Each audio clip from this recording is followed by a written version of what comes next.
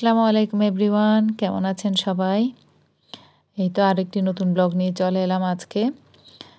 এখানে এগুলো হচ্ছে একটি গ্রামীণ পিঠা, কে কে চিনতে পেরেছেন জানাবেন। এটাকে আমাদের অঞ্চলে বলা হয় আতিক্কা পিঠা। এটা কলা পাতাতে বিনি চালকে মুড়িয়ে নেওয়া হয়। বিনি চাল, চিনি, নারকেল, কলা সবগুলো দিয়ে একসাথে চটকে নিয়ে কলা পাতার মধ্যে সুন্দর করে এভাবে লম্বালম্বিভাবে দিয়ে কলা পাতাটাকে মুড়িয়ে নেয়। তারপরে এভাবে ভাপে দিয়ে অনেকক্ষণ ধরে সিদ্ধ করা হয়। তারপর যতক্ষণ না ভাতটা ফুটে ওঠে আর কি। এখন আমি এই পিঠাগুলো আমার যে ভাবিরা এসেছিলেন কালকের ব্লগে তো আপনারা নিশ্চয়ই দেখেছেন। পিকনিকে গিয়েছিলাম একসাথে। ওই ভাবি এনেছিল গ্রাম থেকে। তো উনি পিঠাগুলো কিছু পিঠা আম্মু আমাকে দিয়েছিলেন। তো এখন সকালে আমি পিঠাগুলো গরম করে নিচ্ছিলাম নাস্তার জন্য। আমি ভাবলাম যেহেতু পিঠা আছে পিঠাটাই খেয়ে নিই আজকে নাস্তার মধ্যে। তো এখানে বাজারগুলো বের করে নিচ্ছি আমি।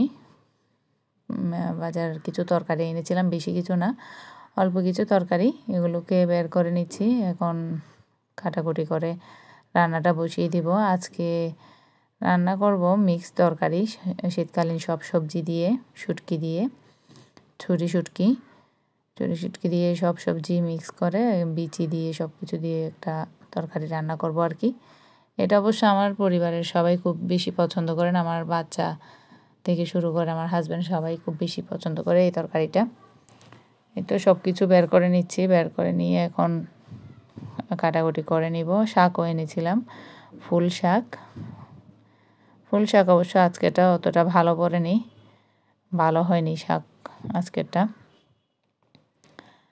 এখন পিঠাগুলো ছিল আসলে খুবই মজার। পিঠাগুলো হয়তো এক এক অঞ্চলে এক এক ভাষায় এক এক নামে ডাকে। আমাদের এখানে বলে আতিক্কা পিঠা। ওই পিঠাটা কার অঞ্চলে কোন নামে ডাকে একটু জানাবেন প্লিজ। আমি এখন তরকারিগুলো বের করে নিচ্ছি। বের করে নিয়ে এখন এগুলোকে ঠিকঠাক করে রাখবো, যেগুলো কাটার আছে কেটে নিব। সব কিছু করে নিচ্ছি আর কি।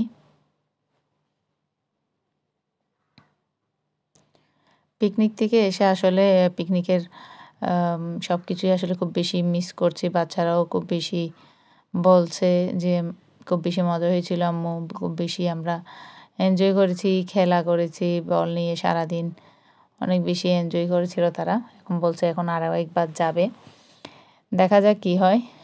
এখানে আমি কিছু ফুলকপি কেটে নিয়েছি। এখানে একটা ফুলকপি, বড় ফুলকপি, আর এখানে যেগুলো তরকারিতে দিব সব কিছু একসাথে, বেগুন, শিম, ফুলকপি, নতুন আলু, আর এই ছুরি শুটকি দিয়ে করব, আবার শিম বিচিও দিব। আর এই ফুলকপিগুলো কেটেছি আমি ফুলকপির পাকোড়া বানাবো বিকেলে, তাই ফুলকপির পাকোড়ার জন্য ফুলকপিটা কেটে নিলাম এখনই দুপুরে। এখন আমি তরকারিগুলো ধুয়ে নিচ্ছি, সব কিছু একসাথে ধুয়ে নিব, তারপরে চুলায় তুলে দিব। এবার ধুয়ে নিচ্ছি। যেহেতু আলুতে একটু বালি থাকে, এগুলোকে আমি প্রথমে 2-1 বার ধুয়ে তারপর একটু পানিতে ভিজিয়ে রাখবো, যাতে বালি থাকলে বা অন্য কিছু থাকলে যাতে ঝরে যায়, পরিষ্কার হয়ে যায়। এই তো ধুয়ে নিচ্ছি এগুলো।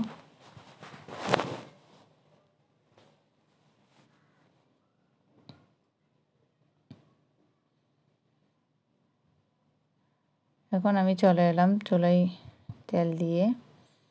এই তো একটা একটা করে তুলে দিচ্ছি। আজকে বেশি কিছু না, আজকে শুধু শাক আর এই তরকারিটাই রান্না করব।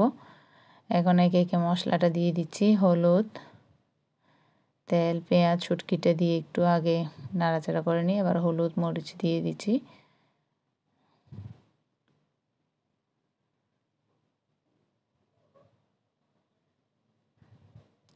প্রথমে আমি শিম বিচিটাই দিয়ে দিব, যাতে একটু তাড়াতাড়ি আগে যাতে সিদ্ধ হয়ে যায়, কারণ শিম বিচি সিদ্ধ হতে যেহেতু একটু সময় লাগে, বিচি সিদ্ধ হতে সময় লাগবে, তাই আগে বিচিটা দিয়ে অনেকক্ষণ কষিয়ে নিব, তারপর তরকারিগুলো সব দিয়ে দিব একসাথে।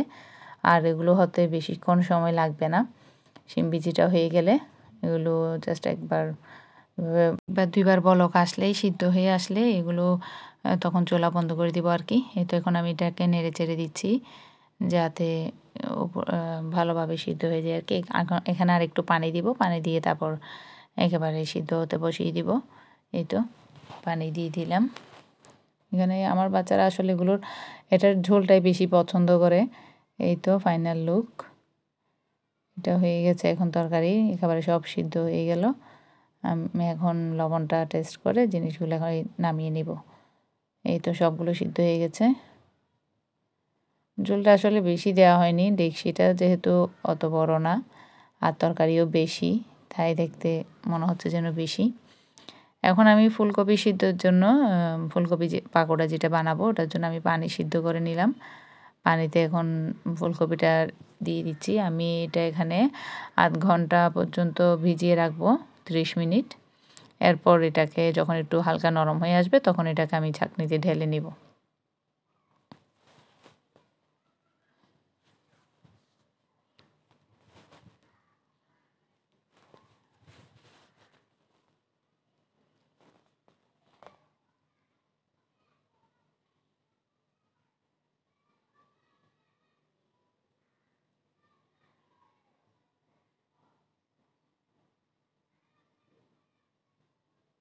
এগুলো এখন 80 থেকে 90% হয়ে গেছে, একদম নরম হয়ে গেছে।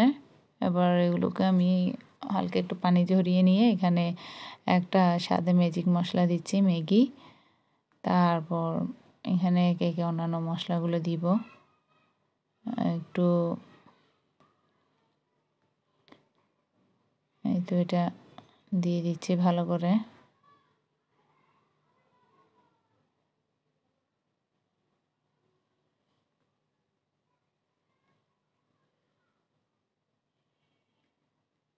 তেমন বেশি কিছু না, এখানে 1 চামচ ময়দা, 1 চামচ কর্নফ্লাওয়ারের বদলে চালের গুঁড়াটাও দেওয়া যাবে। এখানে আমি চালের গুঁড়াটাই ইউজ করেছি। তারপর 1 চিমটি লবণ, না 1 চামচ লবণ, যেহেতু এখানে বেশি, 1 চামচ লবণ। তারপর আমি শুকনো মরিচের গুঁড়াটাও দিয়েছি। এই তো আমি এখানে চালের গুঁড়া 1 চামচ, আটা 1 চামচ, আর লবণ 1 চামচ, শুকনো মরিচ 1 চামচ, একটা ম্যাগি স্বাদে মশলা দিয়ে মেখে নিচ্ছি ভালো করে। মেখে এটাকে এই তো তেলে দিচ্ছি। আমি এটাকে ডুবো তেলে ফ্রাই করি নেই, এটাকে আমি ওই হালকা তেলের মধ্যে ভেজে লাল করে নিচ্ছি। এই তো এর ফাইনাল লুক। খেতে কিন্তু দারুণ মজার হয়েছিল, বাচ্চারা খুবই বেশি পছন্দ করেছে। এটা তাদের ফেভারিট স্ন্যাক্স বিকেলের জন্য, শীতকালের গরম গরম ধোয়া ওটা ফুলকপির পাকোড়া, শীতকালীন সবজি দিয়ে। এটা একটা হেলদি খাবার, যেহেতু একেবারে ডুবো তেলে ফ্রাই করা হয় না তাই।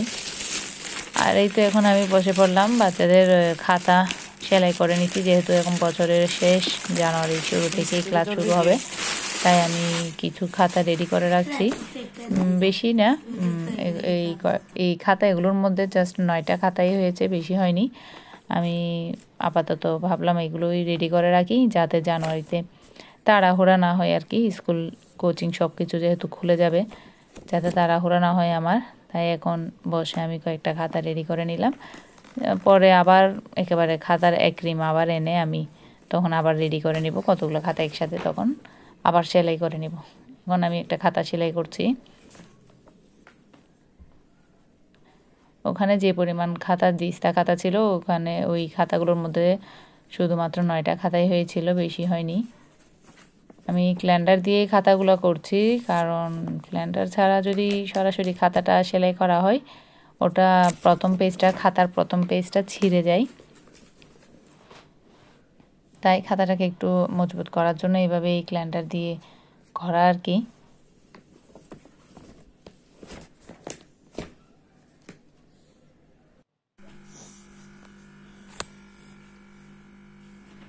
এই তো সেলাই করতে গিয়ে এবার দেখলাম যে খাতায় সেলাই করা সূচের মাথা অর্ধেক নেই, আর সেলাই করতে পারিনি। আর এরপর আবার রেখে দিলাম।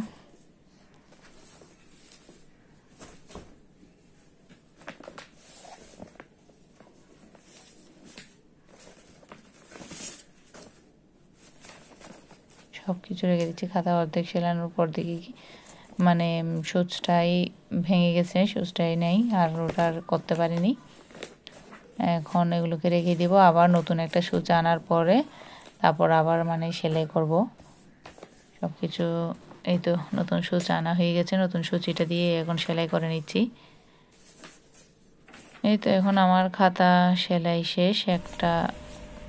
এই তো খুব সুন্দর করে চারপাশে একেবারে গ্ল্যান্ডার দিয়ে একবার স্টাপলারও করে দিয়েছি চারপাশে। এই যে দুই সাইডে চারদিকেই স্টাপলার। এইভাবে করে দিলে খাতা আসলে মজবুত হয়, বাচ্চাদের যত ধরাধরি হোক আর এটা টানাটানি হোক আর ছিঁড়ে না। উপরের পেজটা ছিঁড়ে গেলেও অনেক দেরিতে ছিঁড়ে আর ভিতরের লেখাগুলো ঠিক থাকে। ওই কারণেই গ্ল্যান্ডার দিয়ে করা, গ্ল্যান্ডার দিয়ে খাতা করলে একটু মজবুত হয়। আর আমার কাছে এই সিনারিগুলো, এই মসজিদের ছবিগুলো যে এত সুন্দর লাগছে। এই